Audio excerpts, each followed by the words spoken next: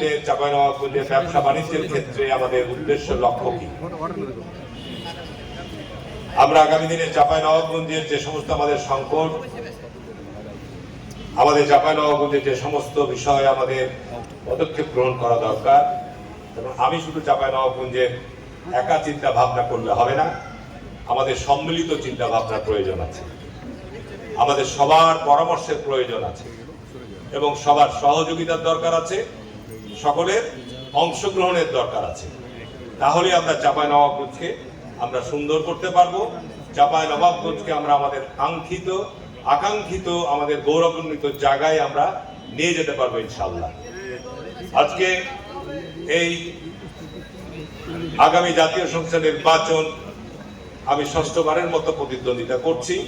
অতীতে 5 বার জাতীয় সংসদ নির্বাচনে প্রতিদ্বন্দ্বিতা করেছি, আপনারা আমাকে বিপুল ভোটে বিজয়ী করেছেন।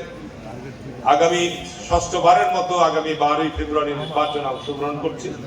আমি সর্বপ্রথমেই আপনাদের সমর্থন এবং দোয়া চাই।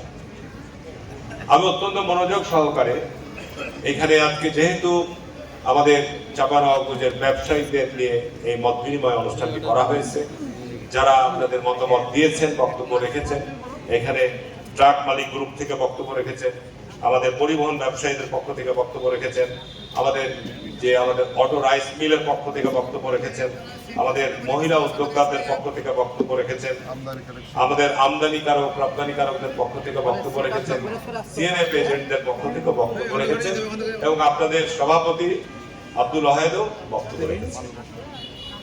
আমি প্রতিবার নির্বাচনের পূর্বে আমি আমার নির্বাচনে এলাকার জন্য একটি ভিশন, একটি পরিকল্পনা জনগণের উদ্দেশ্যে আমি উপস্থাপন করি। এবারও ব্যতিক্রম নয়। এবারও আসন্ন জাতীয় সংসদ নির্বাচনকে সামনে রেখে একটা পরিকল্পনা, একটা প্রস্তাবনা আমি চাঁপাইনবাবগঞ্জ জেলাবাসীর উদ্দেশ্যে আমি প্রকাশ করব। তারই খসড়া প্রণয়নের উদ্দেশ্যেই আজকের আপনাদের সঙ্গে মত বিনিময় করছি। আমি বিগত নির্বাচনে আল্লাহর কাছে শুকরিয়া, আলহামদুলিল্লাহ, যে সমস্ত নির্বাচনের প্রতিশ্রুতি ঘোষণা করেছি, আল্লাহর কাছে শুকরিয়া যে আমি ওই সমস্ত প্রতিশ্রুতি বাস্তবায়নে ছিলাম প্রতিজ্ঞাবদ্ধ, অঙ্গীকারবদ্ধ বাস্তবায়ন করেছি। এবং আগামী ষষ্ঠ জাতীয় সংসদ নির্বাচনের পূর্বেও যে পরিকল্পনা, দেখুন আজকে আমাদের পার্টির চেয়ারম্যান, উনি বাংলাদেশে দীর্ঘ 18 বছর নির্বাচনে আসার পর উনি দেশে প্রবেশ করে উনি বলেছেন, I have a plan for Bangladesh people. আমি ঠিক আপনাদের সাথে একই কথাই বলতে চাই, I have a plan for Chapainawabganj people. সুতরাং পরিকল্পনা, লক্ষ্য ছাড়া কোনো কিছু বাস্তবায়ন করা কি সম্ভব? পরিকল্পনা এবং লক্ষ্য আমাকে স্থির করতে হবে এবং সে অনুযায়ী আমার নিয়াত সহি করতে হবে, তাহলে পরে ইনশাআল্লাহ আমরা সেই লক্ষ্য উদ্দেশ্যকে বাস্তবায়ন করতে পারবো। আমরা প্রথমেই বলবো যে বাংলাদেশে দুর্নীতি সত্যিকার অর্থে একটা ব্যাধিতে পরিণত হয়েছে। আমরা সর্বক্ষেত্র থেকে দুর্নীতির বিরুদ্ধে আমার জেলাকে দুর্নীতি মুক্ত চাঁপাইনবাবগঞ্জ জেলা গঠন করব।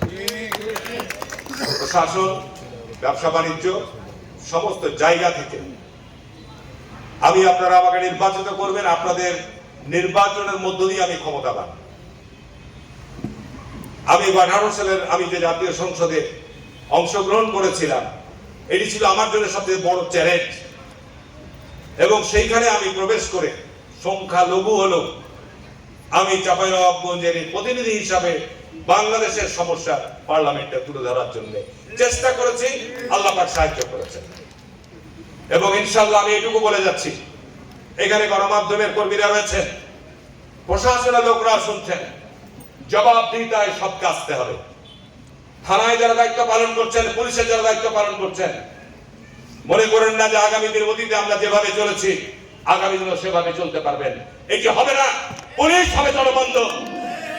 পুলিশকে কোনো অবস্থাতেই কোনো দুর্নীতির মধ্যে যাওয়া যাবে না। যারা করতে চান, পাশেই মসজিদ যেহেতু, নামাজটার জন্য আজানের জন্য বেরোবে।